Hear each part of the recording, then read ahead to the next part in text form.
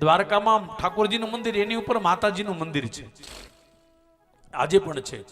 અને એ માતાજીની સેવા દ્વારકાધીશ દ્વારા થતી હતી. નાના બ્રાહ્મણો પાસે મેં સાંભળ્યું છે. અને ધજા ચડાવવા વાળા ઓલું ધજા લઈ જાય ને, એટલે સૌથી પહેલા માતાજીને ત્યાં શ્રીફળ વધેરે એની આજ્ઞા લઈ અને પછી ત્યાં ધજા ચડાવવામાં આવે. 52 ગજની ધજા.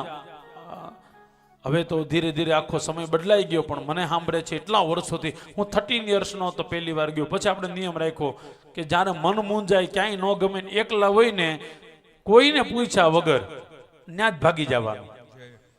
1 દી 2 દિવસ, હું તો કહું દ્વારકા જાઉં તો કમસે કમ 1 રાત તો રોકાજો જ.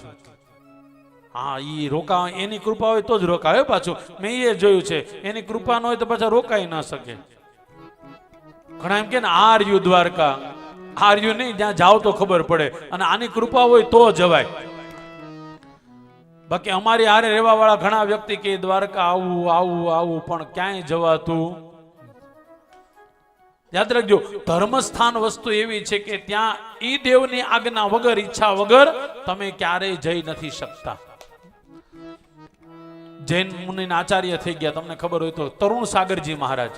થોડા કડવું બોલતા, ખબર છે, આમ એકદમ ફાસ્ટ ફાસ્ટ બોલતા. તરુણ સાગરજી મહારાજ ધામમાં વયા ગયા. આહા, કેવું મહાન પાત્ર સાહેબ. આ તરુણ સાગરજી મહારાજના શબ્દ યાદ રાખજો. 2 વસ્તુ તો જ થઈ શકે જ્યારે ભગવાનની કૃપા હોય.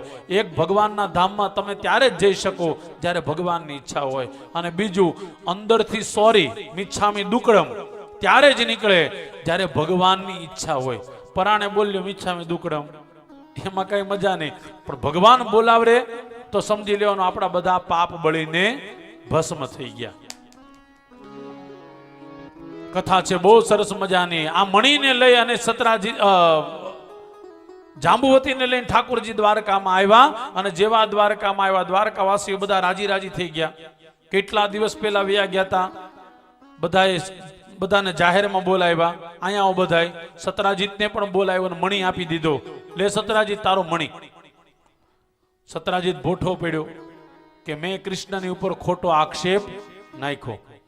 હવે શું કરવું? સતરાજીતને લોકો મેણા મારવા માંડ્યા. સતરાજીત ઘરની બહાર ન નીકળી શકે, બધા લોકો મેણા જ મારે. એટલે સતરાજીતે વિચાર કર્યો, એક કામ કરું, મારે એક દીકરી છે, અને એ દીકરી ઠાકુર જ્યારે પરણાય એટલે સસરા બની જાવ, પછી મને દ્વારકામાં બધા ઇજ્જત આપશે. હવે ઓલરેડી સતરાજીતની દીકરીનું નામ છે સત્યભામા. સત્યભામાના સગાઈ નક્કી થઈ ગઈ હતી. એનું નામ છે સતધનવા. એ પણ એક યાદવ હતા. સતધનવાની સાથે એન્ગેજમેન્ટ થઈ ગઈ હતી, રિંગ પહેરાવી હતી, બધું નક્કી થઈ ગયું હતું. પણ અડધી રાતે સતરાજીતે આવીને કીધું કે મારી દીકરી હારે લગ્ન કરો ને. ભગવાને આમ તરત મોઢું ધોઈ નાખ્યું, લાવો. લગ્નમાં ના પાડવાની નથી. એટલે ભગવાનના 3જા લગ્ન થયા છે સત્યભામા સાથે. હવે કોક માણાનું તૂટી જાય ને અહીંયા દ્વારકા વાળા હારે. આ ઠાકોરજીને કોને ખબર, આ હગાઈ કરેલી હોય ને એને જ ઉપાડી આવે છે. પેલી રૂકમણી, 3જી સત્યભામા. એટલે ઓલા બધા હું સમજવું, હગાઈ કરવી કે નહીં કોઈની હારે. પાછા 1-2 હોય તો ઠીક છે, 16,100 એટલે એટલા તો બિચારા કુવારા.